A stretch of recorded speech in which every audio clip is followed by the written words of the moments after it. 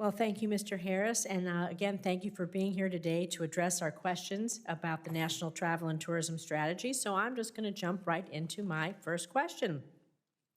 So we want to talk about agency collaboration to promote tourism, because a key aspect of the new national strategy is that it lays a foundation for a whole of government approach to increasing travel and tourism in the United States. So that makes interagency collaboration key to the strategy's success and to the future growth of travel to Las Vegas, to Reno, tourism destinations throughout Nevada that depend on international visitors. I'm therefore glad to see the strategy recommends streamlining the communication of U.S. travel policy by developing coordinated plans at U.S. embassies and consulates that support increased travel and tourism from international markets. So, Mr. Harris, can you discuss your plan for commerce coordination with the State Department? Talk about how you'll work together under this strategy to promote, excuse me, I need a drink of water. Thank you. Hang on. And talk to me how you work together under this strategy to promote international travel, including by working to reduce barriers to travel like visa processing delays. Thank you, Chair Rosen. As you mentioned, this is going to require intensive coordination across the government and with Congress, as well as with stakeholders, labor organizations, industry groups, state, local, and tribal governments. It is going to need to be a massive effort to make sure that we reach this ambitious goal. You, Chair Rosen, and Ranking Member Scott both mentioned various issues in your opening remarks, too, about workforce shortages, visas, and other issues that, as you rightly note, the Department of Commerce will need to work closely with the Departments of State and Homeland Security, the Department of Labor. We're committed to this effort. I would just mention that Secretary Raimondo chairs the Tourism Policy Council, which is charged with creating this strategy and now implementing it. So we're rolling up our sleeves now to do so. Excuse me, I have to turn my microphone on. The new strategy also talks about how the Small Business Administration, it has a state expansion program, we call it STEP. It has potential to help tourism-related small businesses design international travel marketing campaigns and even attract international partnerships through the Department of Commerce's commercial service programs. So can you talk about how the Department of Commerce is going to use the travel and tourism strategy to collaborate with the SBA on STEP to help our tourism small businesses thrive? Thank you, Chair Rosen. Absolutely. Small businesses comprise the majority of the industry, and with SBA and with other partners, we're committed to supporting them.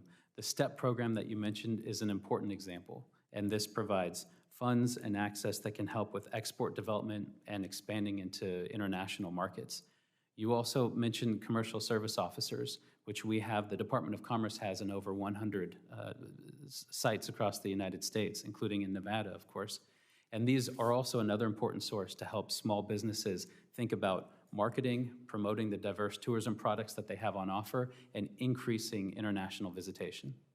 Well, we want to be sure that all of our small businesses know about these collaborations, because I can tell you in our state, 99% of business is small business.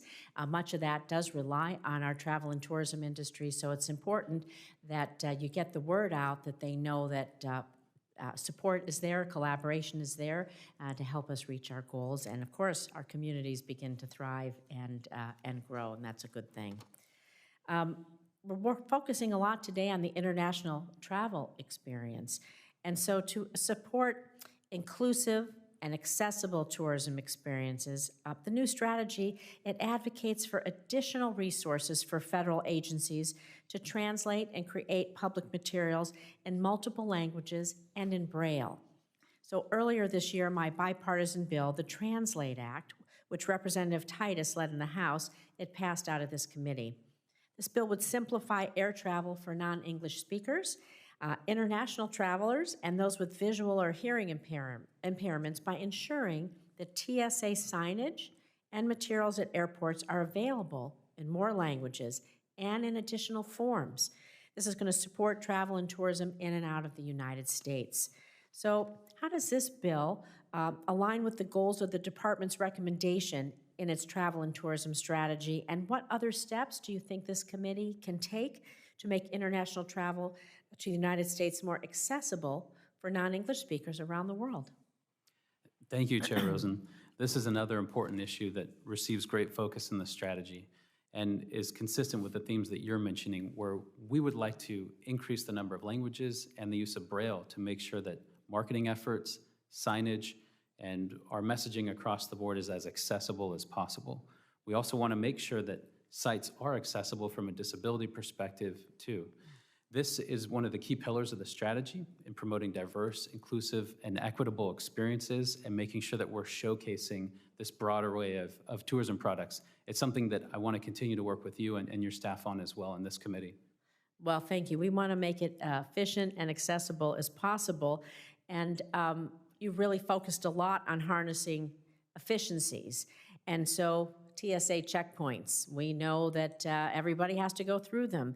And so we have to harness efficiencies there. We have to discuss the one-stop security pilot program that you have implemented. So currently, international air passengers, when they arrive in the United States who have subsequent transfer flights, they generally have to be screened again at an airport security checkpoint before boarding the transfer flight. My Omnibus Travel and Tourism Act, it includes a provision that would allow passengers and baggage arriving from certain foreign airports to bypass a second round of screening if the point of last departure airport has screening commensurate to us in the United States, and we know that those airports do exist. So how might the establishment of a one-stop security pilot program, how does it directly support and help our inbound international traveler while maintaining safety? Thank you, Chair Rosen, for that question. I would defer to my colleagues at the Department of Homeland Security on what it will take to implement a one-stop program, but what I can say is this, and the strategy mentions pilot program, the strategy mentions looking at some of the operational and policy considerations and commits the Department of Homeland Security to continuing to do that. We, taking a step back, are very committed to facilitating travel to and within the United States. DHS and the State Department will be critical. They've made some important commitments, and we're going to now work with them to do all that we can to facilitate that travel and get that number up of visitors. Because collaboration, we're going to continue to talk about that over and over. Collaboration with the SBA, collaboration with DHS for TSA, all of those things are really part of the travel ecosystem. And so when we think about that, trying to be sure that everybody knows what's available and that we're all working towards the same goal becomes really important. And so Senator Scott's going to be back in a minute, but we both have fabulous states, and of course all 50 states, great and wonderful, and someplace great to travel to and something wonderful to see. But our outdoor tourism, especially as we've seen in the pandemic, people have rediscovered the outdoors. They really wanted to get out and enjoy those spaces. And of course in Nevada, we've got so much natural beauty. And so your strategy talks about sustainable outdoor tourism, collaborating with our outdoor recreation industry, leveraging that geotourism that supports tourism and sustainability. Outdoor tourism, like I said, major part of Nevada's economy, particularly in our rural communities in the northern part of the state. We have tourism everywhere from Lake Tahoe all the way down to Lake Mead, a Great Basin National Park, some of the darkest skies in the United States. You can really see the stars. And so 15 million visitors annually visit Lake Tahoe, $5.1 billion in economy. And in recent years, we'll focus a lot on Lake Tahoe. It's faced challenges of pollution, traffic, a shortage of affordable housing for the tourism workforce, which is something we have to think about as well. And the Tahoe Regional Planning Agency, it's developing a plan to address these issues that will center local communities, equip our local agencies to be effective stewards of the land, and welcome the millions of visitors to all of our beauty, not just in our my state of Nevada, but across this nation. So how will the Department of Commerce work with communities through your new strategy to promote healthy and sustainable outdoor tourism that really invests in bringing up our local economy so that they can support the industry and remain good stewards of the environment? Thank you, Chair Rosen, and I appreciate the reference to Lake Tahoe. My family has done its small part in contributing to those numbers and vacationing there as well. And we thank you for that. I think you've hit an important point on encouraging outdoor recreation, and this strategy is meant to put on offer and to use in your terms to make sure that everyone knows what is available at the many diverse offerings across the United States. We're very thankful to Congress for its support in the American Rescue Plan for these EDA grants, which I've been referencing. Those are supportive of outdoor recreation in particular, with some of the money that is being spent through those to states and territories in the District of Columbia. We've also been working in implementing the bipartisan infrastructure law, which is supporting both national parks, which is supporting trails, which is supporting other aspects of outdoor recreation.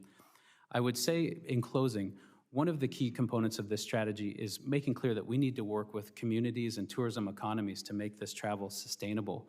In addition to marketing and putting on offer, we need to work with communities and community-based management practices to ensure that we're ready for this influx of visitors. Thank you. Communities large and small really need this help. I'm going to turn now to Ranking Member Scott for his set of questions.